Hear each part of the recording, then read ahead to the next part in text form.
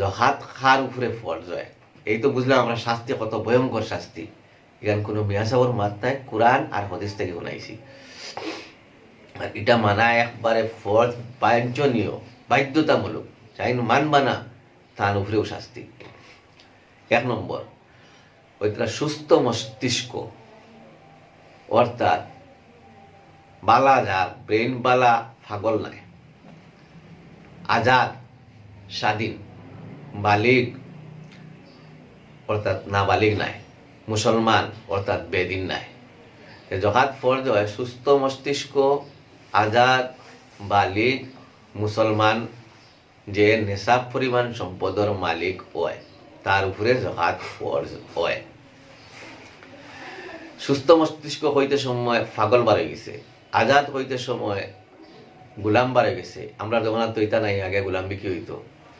বালিক হইতে সময় নাবালিক বার হয়ে গেছে, নাবালিকের উপরে কোনো জকাত ফরজ হয় না। মুসলমান হইতে সময় বেদিন বার হয়ে গেছেন, বেদিনের উপরে কোনো হেত শরীয়তের সম্বোধক নাই, গতিকে তার উপরে তো কোনো জকাত ফরজ নাই। এখানে আমরা ফেরিলাম।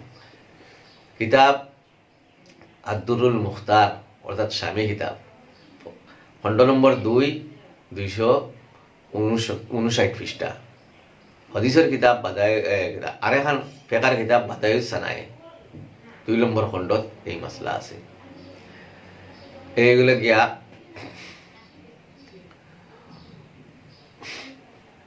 আপনার খার উপরে জকাত ফরজ হয় পাইলাম, আর খার উপরে জকাত ফরজ হয় না। খার উপরে জকাত ফরজ হয় না, পাগলের উপরে নাই, অমুসলিমের উপরে নাই, নাবালিগের উপরে নাই, অর্থাৎ শিশু, বাচ্চা, কিশোর, কিশোরী, তার উপরে জকাত ফরজ হয় না। এখন এটা হলো কোন কোন জিনিসের উপরে জকাত ফরজ হয় তার ব্যবহার বিবরণ। সব ধরনের সম্পদ সামগ্রী উপরে জকাত ফরজ হয় না। যে কোনো ধরনের মালের উপরে জকাত ফরজ হয় না। জকাত ফরজ হয় 60টা জিনিসের উপরে।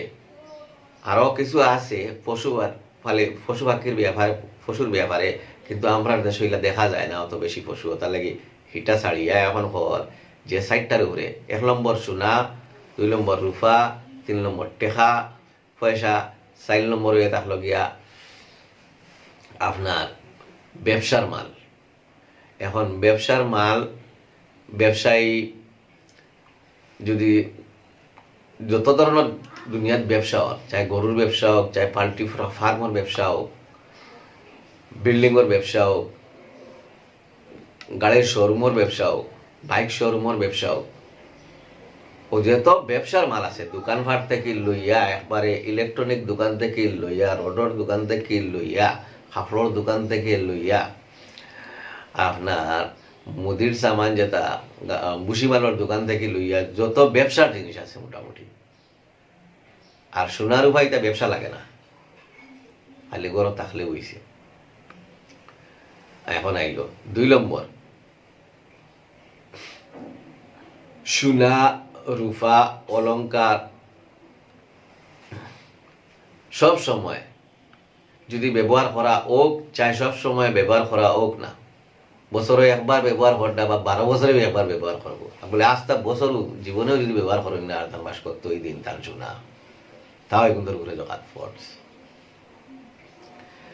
3 নম্বর, অলংকার ছাড়া সোনা রূপার অন্যান্য সামগ্রীর উপরেও জকাত ফরজ।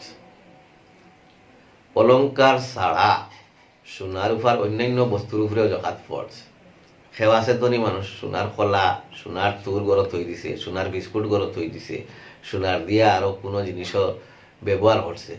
এটা যত জিনিস আছে সোনা আপনার জকাতর হিসাব করে জকাত দেওয়া ফরজ দিতেই হইবে।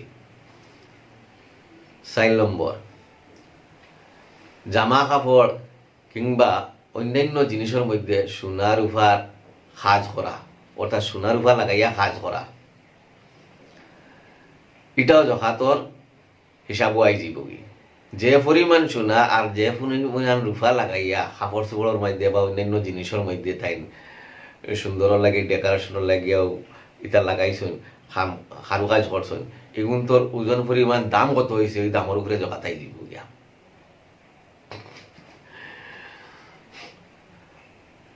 সোনা রূপা ছাড়া অন্য কোনো ধাতুর উপরে, অলংকার ইত্যাদির উপরে জাকাত ফরজ হয় না।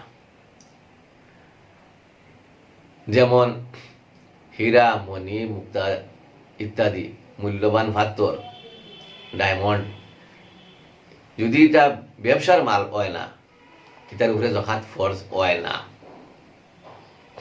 বাদায়ুস সানায়ে মুসান্নাফে আব্দুর রাজ্জাক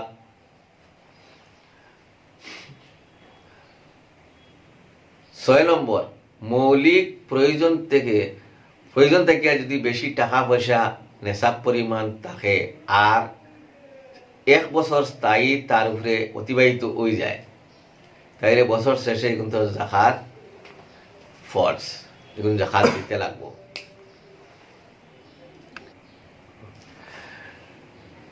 তদ্রূপ ব্যাংক ব্যালেন্স, ব্যাংকের মধ্যে যে টাকা রাখা, fixed deposit, savings, current account, এটা যেটা টাকা রাখা আছে, সার্টিফিকেট, বন্ড সার্টিফিকেট ইত্যাদি নগদ টাকা পয়সার মতোই, এটাও নগদ টাকা পয়সার লেখা, এগুলোর উপরেও জাকাত ফরজ।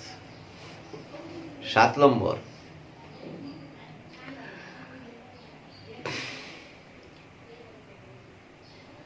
টাকা পয়সা ব্যবসাত না খাটাইয়া এমনকি বাড়িতে রাখি দিলেও এগুলোর উপরে জাকাত ফরজ। টাকা পয়সা ব্যবসাত না খাটাইয়া বাড়িতে যদি আপনার বাসপত্র রাখি দিন, তেবও জাকাত। 8 নম্বর, আপনি হজ করতা, হজর উদ্দেশ্যে টাকা জমাইতরা বলে, এটা তো নেক কামর লাগে জমাইয়া, এগুন তোর আবার জাকাত কি এলা হইতরা, এগুন তোর উপরে জাকাত পড়। বাড়ি বানাইতা, বিল্ডিং বানাইতা, এগুন তোর লাগে টাকা জমাইতরা বলে, এগুন তো আমার জরুরি জিনিস, এগুন তো আবার জাকাত ফরজ দিতে লাগে, আও গুণ তো জাকাত ফরজ শরীয়তের নির্দেশ মতো। ছেলেমেয়ের বিয়া দিতা, এগুন তোর লাগে টাকা জমাইতরা, এটা তো হইতরা আপনার জরুরত বলে, জি না, 1 বছর ফুরার বাদে আর জরুরত থাকে না, মালো 1 বছর ফুরে যায়, এগুন তোর ভিতরে 1 বছরের ভিতরে আপনি এই টাকা খরচ করছেন না, আর নেশা পরিমাণ রয়ে গেছে, এগুন তোর উপরে জাকাত ফরজ, এই জমাইন টাকা তো জাকাত ফরজ। এইভাবে ডাক্তার দেখাইতা, টাকা জমাইছেন অপারেশনের লাগিয়া বলে, এগুলো আমার জরুরত লাগে, শরীয়তে জরুরত কইছে 1 বছর পরিমাণ যদি আপনার ভিতরে খরচ করিলেন তো ঠিক আছে, বছর পুরার বাদে যদি নেশা পরিমাণ থাকি যায়, চাই আপনার মেডিকেলের লাগি তাই, চাই আপনার হজর লাগিয়া তৈন, চাই আপনার হরুতার বিয়ার লাগি তৈন, জেতা বাবদ তৈন জমাইয়া তৈছুন, জেসা বাবদ, দিননি খাম হোক আর জেস্তা হোক, বাড়ির খাম হোক আর জেস্তা হোক, সব উপরে জাকাত, যে সময় নেশাব পরিমাণ হয়ে যাব জাকাত ফরজ। বছর অতিবাহিত হওয়ার বাদেও জাকাত দিতে লাগবো। 9 নম্বর, দোকানপাটের মধ্যে বেচার বিক্রির যে উদ্দেশ্যে যে মাল দ্রব্য দোকানে রাখা হয়, এগুন তোর উপরেও যদি এগুন নেশাব পরিমাণ হয়ে যায়, তাহলে এগুন তোর উপরে জাকাত ফরজ, জাকাত দিতেও লাগবো। 10 নম্বর, ব্যবসার নিয়তে কোনো জিনিস কিনিয়া থাকলে, চাই স্থায়ী সম্পত্তি হোক, স্থাবর সম্পত্তি হোক, যেমন জমি জমা, ফ্ল্যাট, কিংবা অস্থাবর সম্পত্তি হোক, যেমন মুদির সামগ্রী, দোকানের সামগ্রী, খাওয়ার জিনিসপত্র বা কাপড় চোপড়, অলংকার, নির্মাণ সামগ্রী, গাড়ি, ফার্নিচার, ইলেকট্রনিক সামগ্রী, হার্ডওয়্যার বস্তু, বই পুস্তক, যেমন লাইব্রেরিতে বেচার ও ইটার উপরেও যত বাণিজ্য সম্পদ আছে, ব্যবসার জিনিস আছে, তাই চায় ঠান্ডার ব্যবসা করকুয়া, ডিমর ব্যবসা করকুয়া, ফার্মর ব্যবসা করকুয়া, আপনার লাইব্রেরি ব্যবসা করকুয়া,